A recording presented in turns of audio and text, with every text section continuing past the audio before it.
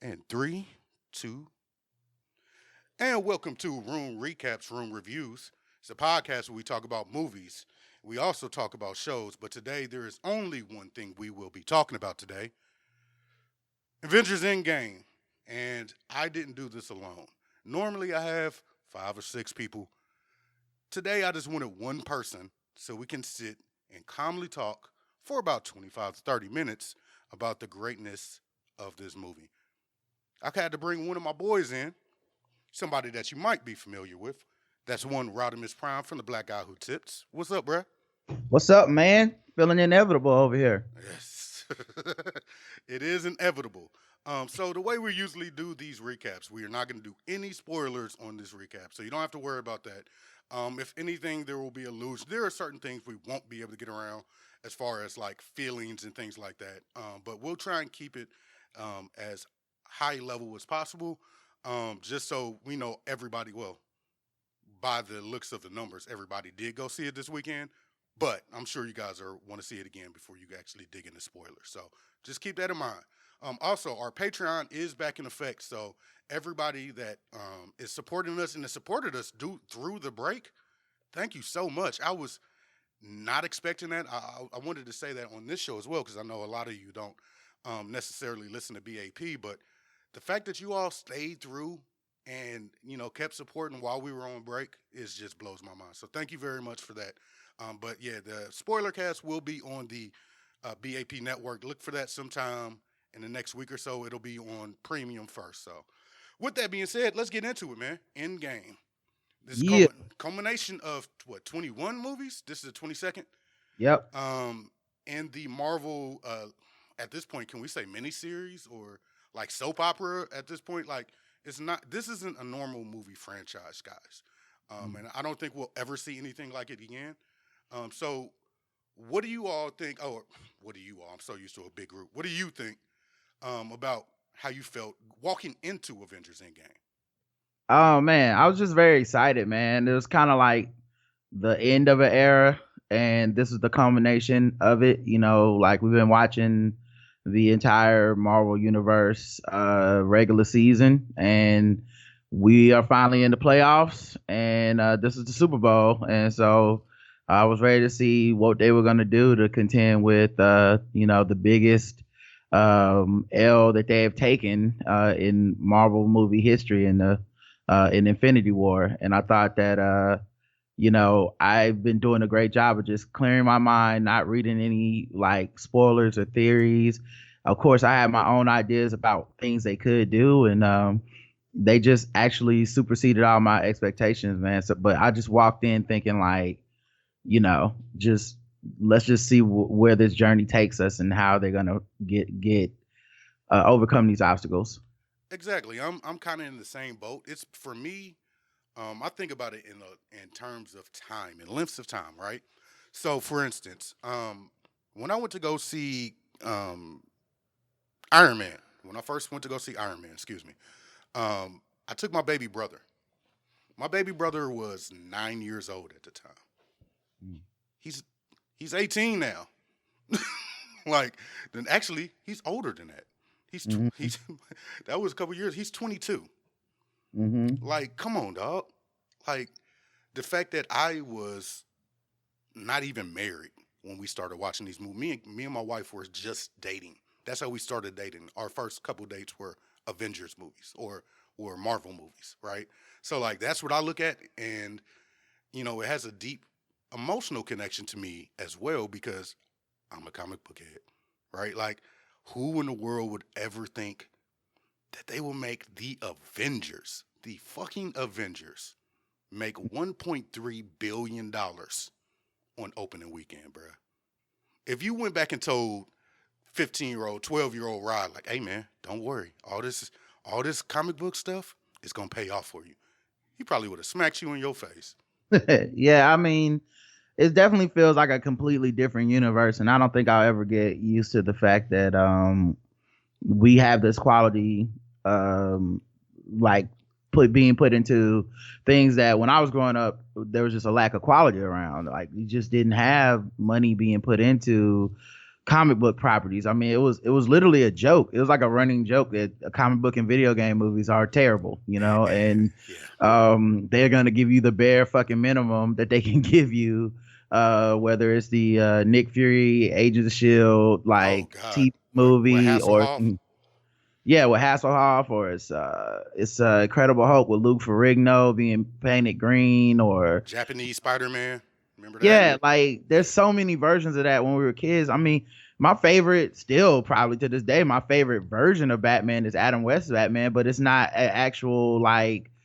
It was not to be taken seriously. You know what I Right. mean? Right. Like it was we were all in on the joke basically, and to now see these properties taken with such like seriousness and such like detailed and craft, and the stories, I mean, they're giving you multi-universe theory, they're giving you multi-dimensional theory, they're giving you celestial beings, and like all this stuff they're just throwing in casually in these movies, and it works, Yes.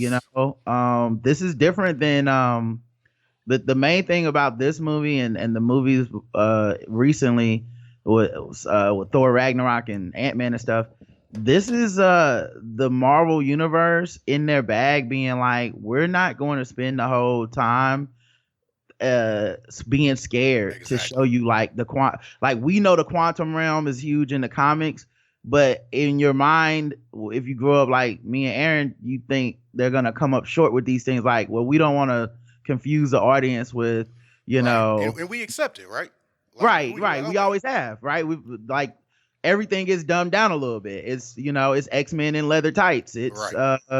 and for them to for Marvel to be like, nah, we think people can handle the idea of dimensional portals and transporting different realities and stuff. We think they can handle Doctor Strange. We think they can handle Ant-Man, and then to see this movie build upon the culmination of all of these individual elements from these movies that many people thought were like, oh, these aren't the best Marvel movies, but now you see every last one of these movies mattered. Like that's what this movie was to me. Exactly. It's for me.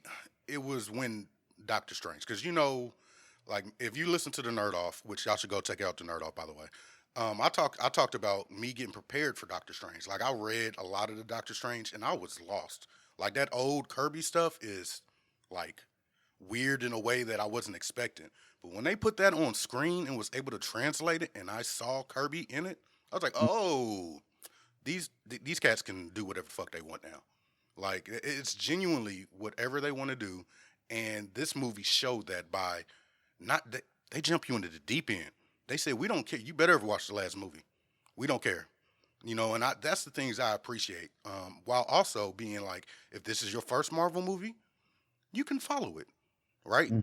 So the general tone of the movie, it's like three different movies in one, if I'm not mistaken. How would you call it as far as the tone?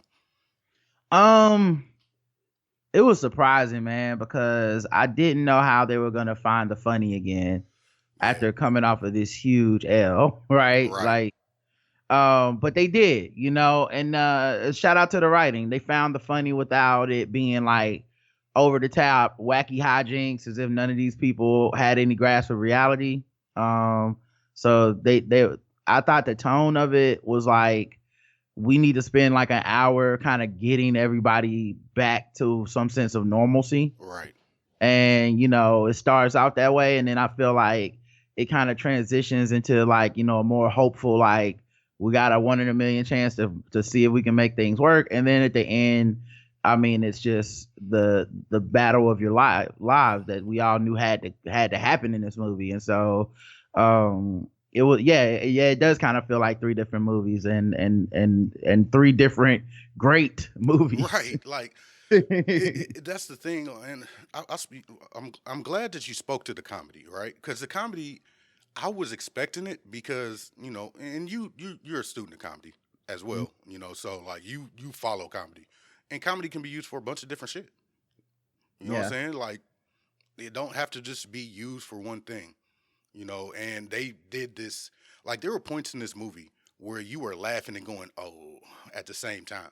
Like it was painful, but you understood where the comedy was and where the sadness was in it as well. Um, it's good gallows humor, oh man, my God, because yes, it's what I speak. So it's like right, to me, I was like, oh my god, they're still finding ways to make it good and to make it funny without it just being like just depressing ass like oh my god, just get it over with type of vibe. And it has to be said that that's a different kind of comedy than any of the comedy they've written in the yeah, other 21 movies. Like they really haven't had like maybe Iron Man 3 you could argue. yeah. But Iron Man 3 wasn't necessarily gallows humor. It was more of it was no real humor in it. It was more just like the tone of it was kind of slightly off in my opinion. Like Yeah, like you could argue, like I said, I would throw Iron Man 3 out there as a another like example, he was going through PTSD, and like it's some real serious shit that happens in Iron Man 3. right? And yet Tony does deal with all that shit with his sarcastic wit, Right. right? Yeah. Fair. Very It's fair. you know what I mean? It's always those jokes where you're like, I don't really know if I should be laughing right now, dog. This is fucked up. Um, but um, but yeah. So I feel like maybe Iron Man 3, and like I said, I put a question mark on it because Yeah. I feel what you're saying. Like that might be the closest we got to a Marvel movie where it's kind of sad but funny. Yeah. Um, And with Iron Man 3, a lot of that humor came from the interactions with the little boy, as right, well, which is good. Like that's the levity part of it, right? Like right, you're never gonna get a super depressing, dark, like grim, like just no happiness Marvel movie. It's just not gonna happen. These yeah, movies are made for everybody, right? right. At least not yet. You know Well, what I mean? Like, well, and that's what I was gonna say. yeah, This movie felt like the Marvel universe grew the fuck up. yeah. And not I don't mean in a way that's dismissive of the tone of the last movies, but what I Mhm. mean is they're trying to go in a more serious direction in a lot of these like shows, and I'm very interested to see because once you watch this movie, you'll understand why I say this. But I'm really interested to see what the Disney Plus shows are, right? Mm. Like because I feel like they could get as dark as Daredevil in a lot of cases. If like probably a little bit more well done, right? I think for me, I think the humor is gonna come back because of how this ended. I think I like just watching the threads of what's gonna, like what they're building towards. I think what they're gonna be able to do is shift like per property, right? Yes, Like absolutely. Yeah. we do like we'll have like everything will have some humor in it because it's Marvel, but yeah, but like it'll be like Black Panther will feel distinctly different from say I don't know the next Black Widow film or the next um Guardians film or the next Thor film. Like everything's gonna feel differently, but yeah, it'll always have this weight to it, and that's the beauty of this film is you have made this weight that applies to these characters now that a lot of fans have been wanting. Yes. To be fair, Yes. I'm not necessarily among those fans, but it's been a huge complaint of the Marvel universe is that it's too happy, it's too plucky, it's they never lose, and But can I? all, But also, just to interrupt slightly for a second, but those people don't read the comics, right? Like, man, well, nah, but the one I'm talking, there's one guy particularly I think about when I think of this is my friend Mike Lawrence. Very funny comedian, super nerd, like love that dude. We mm-hmm, talk in DMs pretty much after every Marvel movie. Me and him DM each other, because we don't like talking in front of everybody and debating and shit and fair. people jumping in.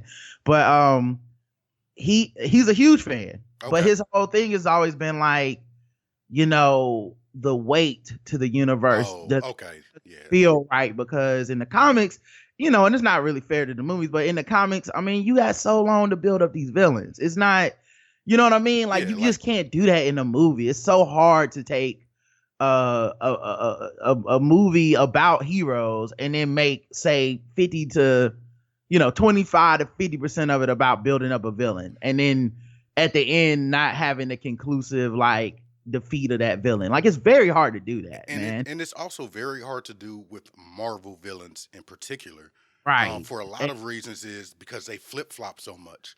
Like they're villains and, one moment, they're not villains the next minute. Like and you got to remember they started with one hand behind their back because they don't have Doom, they don't have Galactus. They was certain people they didn't even have the rights to these yeah, motherfuckers. like they don't have they good guys. Like they don't have any of the X-Men or Fantastic Four. That's the sincere good guys, except for Cap.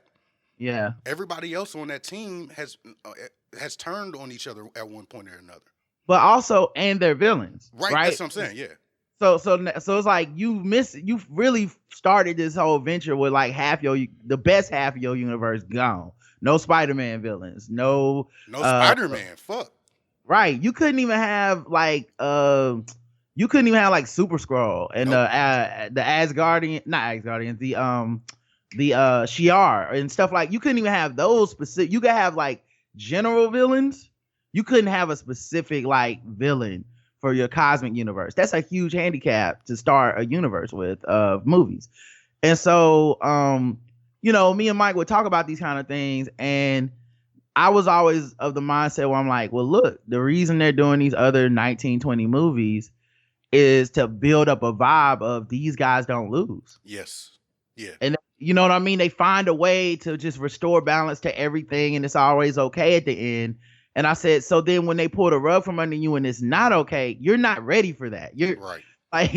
like the closest we got to something like this from a Marvel movie was the end of Thor Ragnarok, where he has to lose Asgard. Yes. Like other than that, we don't really have a lot of movies where I don't think we have any movies where you feel like the heroes took an L until Infinity War, and this movie makes that L matter. And even the resolution is not about everything's perfect at the end. It's a very grown up, mature resolution to this series. Absolutely. And it's 3 hours, right? And with credits and everything and previews, probably about 3.5.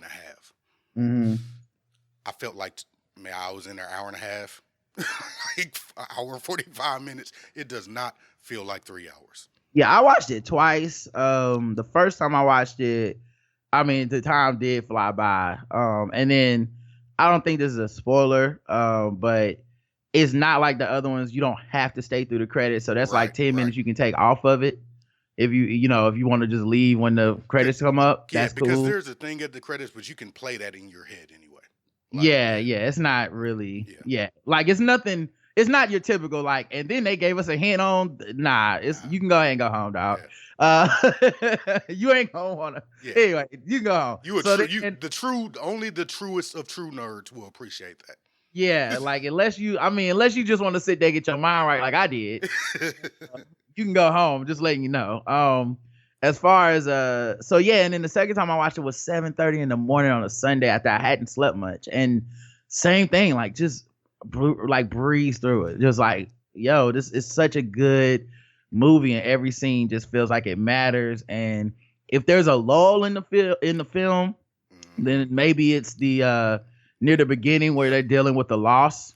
Like people may feel like some type of way about like those scenes because this movie is so ambitious, but they like literally are like, we're not trying to give you a fight a minute. Like it's not gonna be battle scene for 3 hours. Like you're gonna deal with the gravitas and the loss that these your heroes are feeling.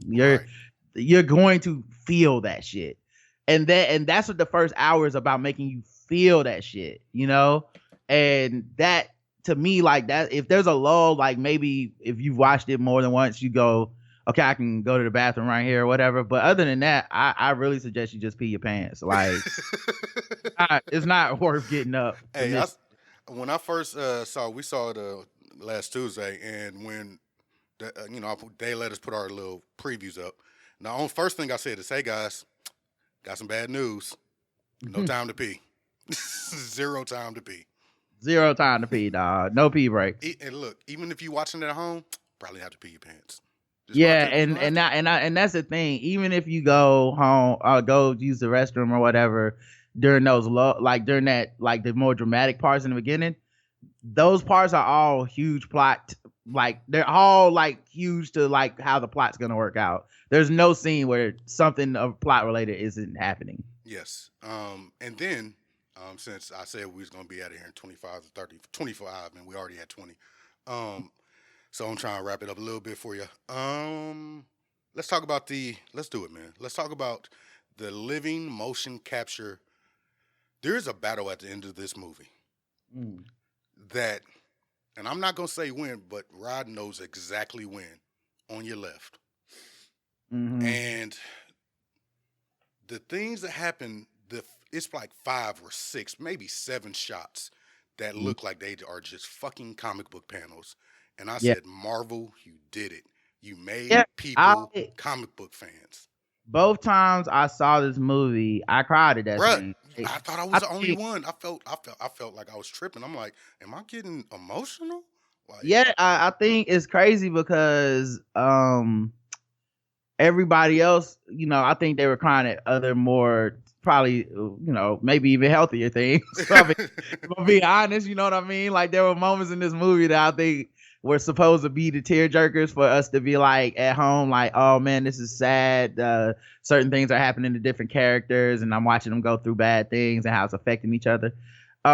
It wasn't those scenes that got me. Like I loved them. I'm not saying mm-hmm. they weren't emotional. They all worked, but man, there's this the battle scene when we're like, this is what being like 40 years of just comic book nerdery and playing with my toys when I was like fucking Listen, 16 when I I was supposed to be outside. it's like they mashed up all your comic book action figures together, and Yeah, and, it and really felt oh like god, opening up your toy chest and like just you and your house with your imagination, like like I told making this happen. I told my wife because she saw it separately from me because I went to DC for the MTR Hmm. session. Shout out to MTR, they did a wonderful live screening. It was a ball. Shout out to all the listeners I met as well. Um, and when I called her, I was like, "Hey, did you see it?" She was like, "Yeah." I was like, "Did you see the end?" She was like, "Yeah." I was like, "That's what I see when I read comics." And Hmm. she was like, "What?" I was like, That's what I see. Like, just go read a comic now. You'll understand." And I was Yep. like, like I encourage everybody to go just like look at one of their favorite or Marvel characters comics, and Hmm. then you'll understand what you saw. Yeah, and it's not just any comic, right? It's the epic crossover events that, It's the big world colliding events. yeah, like these are the things we've been looking forward to. It's X-Men versus Avengers. It's those big ass like the where you have to turn where you have to turn your comic book sideways so you Yep. because they get a 2-page spread. Where it's Like, like 82 people fighting and they all doing something different in one panel, and then you go up to the yes, next panel and they in the sky, and it's just oh yes. god, bruh. They all have those different interactions with each other, and it's a comic book, so they're saying like full sentences in the fight. That's the only thing that's different between Yeah, uh, they like, do they like do be saying whole paragraphs. yeah, like that's always ridiculous where it's like you punch somebody in the face in the panel, but at the same time you're being like, and this is why your nefarious plans will never come to fruition, Red Skull. And then he's getting punched in the face and he's like, uh, like Captain America, you meddling do-gooder. You're like, no one talks like that while being punched. So that's the one thing that isn't like a comic book, but that's what makes it better, right? Like this is why it's better than a fucking comic book.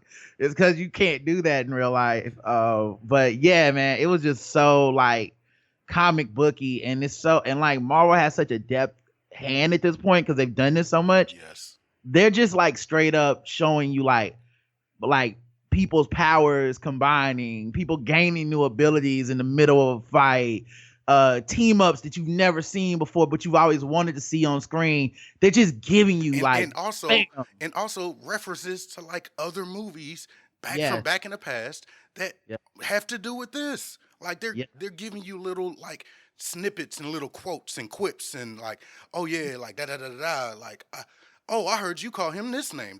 It's just right, like, oh like my god. And it's like a super serving of that for about 25 minutes and still the most pivotal battle in the Marvel universe at the same time. It's they like no one's ever going to top this. This was it. This was the pinnacle of comic book movies and I'm if, you I, know. I'm really scared already because they said they've been planning this movie for 3 years, right? Mhm. How long you think they've been planning those movie or those TV shows? How long Anthony Mackie done known he's gonna have a TV show? You know, Mhm. how long has Kevin Feige known that he was getting the X-Men back for real? Like, And like oh, that Anthony Mackie TV show thing is going to be so important oh because my God, it is. like the way to tell that story is Yes, not in a movie. absolutely. Oh, Yes, so like yes. it's like they you can just trust them because they handle shit so good. Like I never worry about Marvel shit. It's why you don't even when people bring up like what if they do this or whatever. I don't worry about that. I'll worry about that when they fuck up for the first time. But they haven't fucked up yet. So I don't have a thing like when people, well, are you worried they're gonna mess this up? Why? They keep doing stuff that I above my expectations every time. And they made me care about the motherfucking Guardians of the motherfucking Galaxy.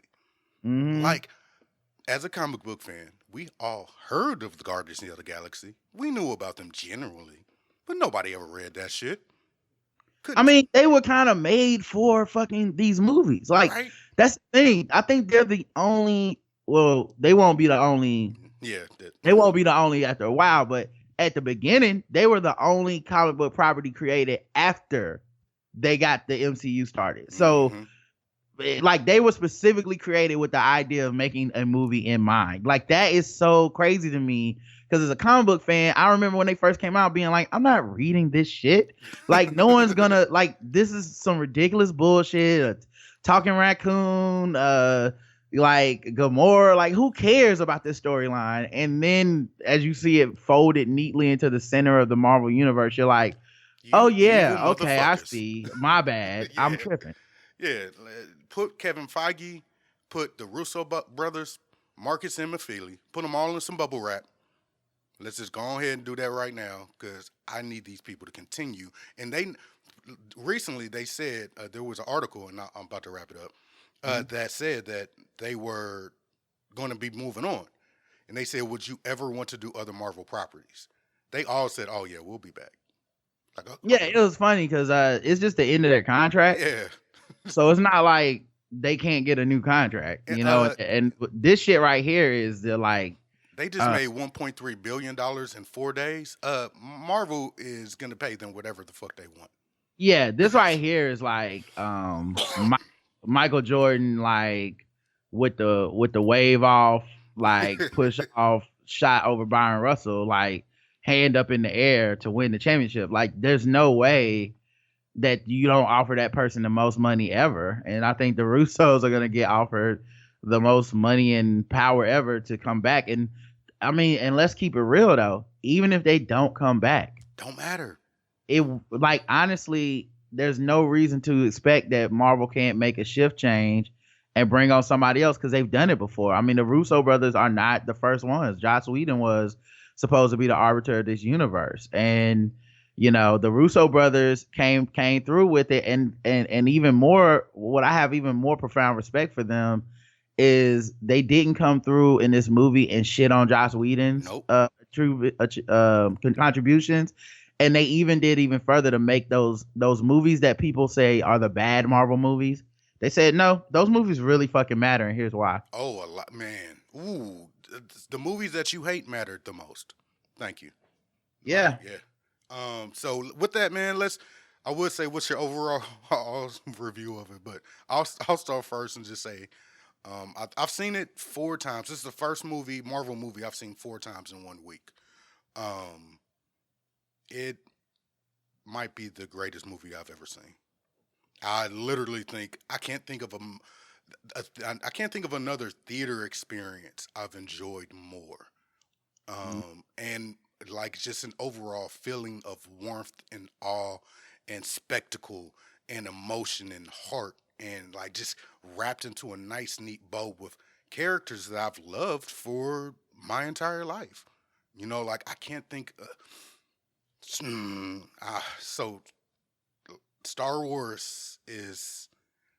I just gotta say they better end it right, cause whew, whew. uh, yeah, as for me, man, I think this is the greatest movie I've ever seen in my life. I don't, and I don't say that like lightly, but I like real talk. It took so much to get here that I think people will never really appreciate the difficulty of how easily they could have fucked this up on any step. Like they could have fucked this up so bad. And even the worst Marvel movie is a passable movie. And to say that about something that has 22 movies in it is crazy. Like you can't say that about Rocky. You can't say that about Aliens and or Predator. You can't like there's no fucking franchise. You can't say that about Terminator. Or And Bond. Anything with a long lasting. you can't say that about Star Wars. No, wait, Like see it? I mean, if we being real, you can't. Like that's crazy. Those films don't have 22 movies. Those films are you can't say that about James Bond. Like everybody like everybody that got like more than like 4 or 5 movies definitely got one shit movie in it where you're like, why'd they even do that one? Except for Marvel, the Marvel franchise, they all like I said, pick your least favorite Marvel movie and it's still infinitely more watchable than the shit movies and other franchises. And I think that's the key to this is that they never had a true like Batman Dark. They never had a true Dawn of Justice moment. right, They right. never had that, and so because of that, you can get to 22. And I don't think. Look, there's a chance, probably a better than average chance, that Marvel won't be able to do this again. Like that's how good this was. Yeah, Like you like it, and it would be no shame in them if like we're talking 4 or 5 years from now they do another Avengers film and it just don't pop off like this one. It won't there's nothing wrong with that because this is how good this this was. this feels like a finale. Like if you wanted to jump off right now, you could. Yeah, like real talk. Like and they're gonna do it again in 2 months. Like God these damn niggas, it. man, they're so good at this shit, man. It's so crazy. So, Rod, tell them where they can find you at, brother. Oh yeah, the blackguywhotips.com is the best place to find our everything about us. If you if you listen to podcasts, I hope you check us out. The Black Guy Who Tips is on iTunes, Stitcher, and everywhere else that you get podcasts. And we appreciate you. You can follow me on social media on Rodimus Prime on Twitter, Rod TBGWT on Instagram. No doubt. Congratulations on the Vice piece, motherfucking family. Um, and you can find us, Black Astronauts Podcast at gmail.com. And leave us a 5-star review. We're going to read it on the show. Be on the lookout.